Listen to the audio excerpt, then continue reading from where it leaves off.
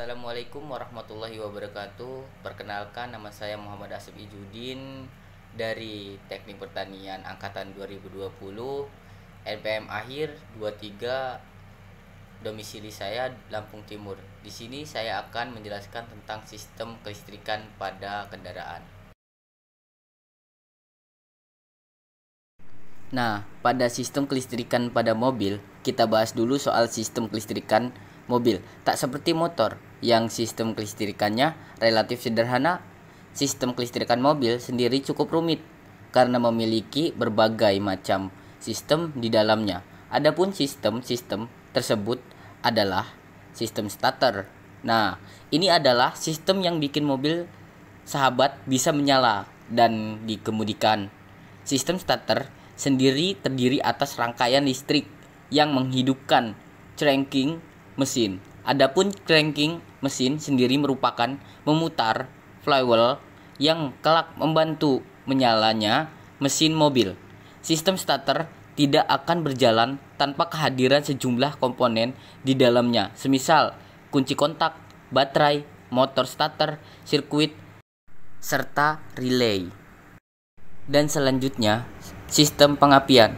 Kalau yang satu ini merupakan sistem yang berfungsi untuk menyalurkan energi listrik dengan input bertegangan rendah.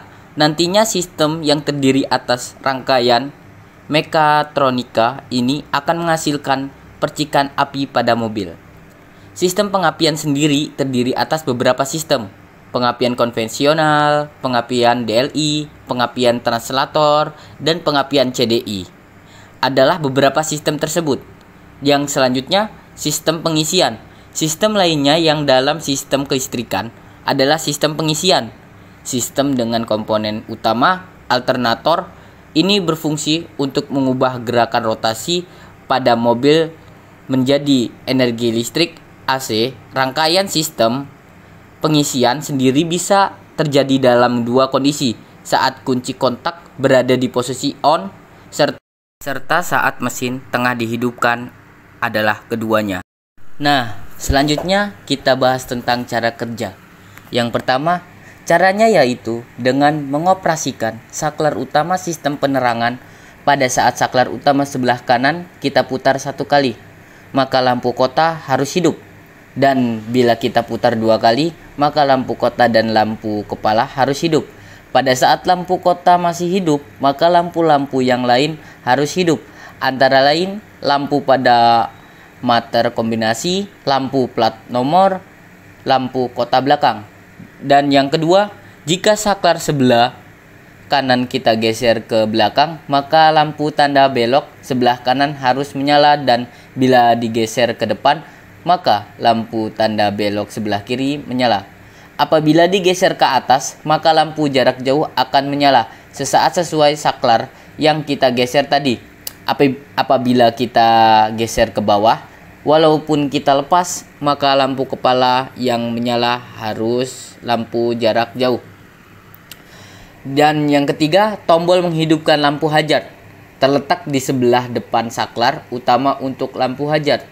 Dan yang keempat, posisi komponen transmisi manual pada kecepatan mundur dan posisi kontak on, maka lampu mundur akan menyala. Ini fungsi wiper dan washer pada saklar sebelah kiri.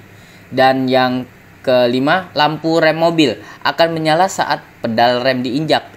Dan yang terakhir, untuk lampu ruangan menyala pada saat pintu terbuka atau memang saklar dihidupkan oleh penumpang maupun sopirnya.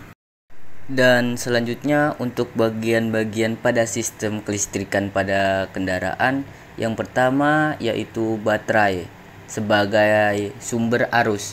Komponen baterai merupakan sebagai dari sistem kelistrikan mobil yang keberadaannya sangat penting, dan diutamakan hal itu tak lepas dari fungsinya sebagai suplai tenaga listrik, di mana nantinya akan disalurkan ke beberapa sistem starter mesin yang diperlukan oleh alat elektrokimia seperti sistem pengapian, lampu-lampu, dan komponen kelistrikan pada mobil lainnya.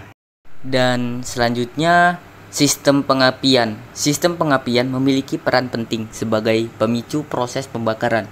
Hal ini tentu berkenaan erat dengan sistem kelistrikan mobil, di mana tak bisa dipungkiri bahwa untuk menyalakan komponen mesin pada mobil diperlukan adanya panas yang dihasilkan dari kombinasi antara udara dan bahan bakar di bagian silinder untuk diubah menjadi tenaga gerak. Nah, yang selanjutnya kita membahas tentang komponen apa saja sih yang ada dalam sistem kelistrikan. Jadi, yang pertama itu busi, memicu pemantik pada busi. Yang fungsi sistem kelistrikan pada mobil yang pertama yakni untuk memicu busi agar nantinya bisa menyala saat di starter. Jika busi menyala, maka mesin pun akan bekerja. Oleh sebab itu, di sinilah letak awal dari pentingnya fungsi dari sistem listrik pada mobil. Yang kedua, sistem keselamatan dan keamanan. Di sisi lain, fungsi sistem kelistrikan pada mobil juga sangat berkaitan dengan keselamatan serta keamanan pada mobil.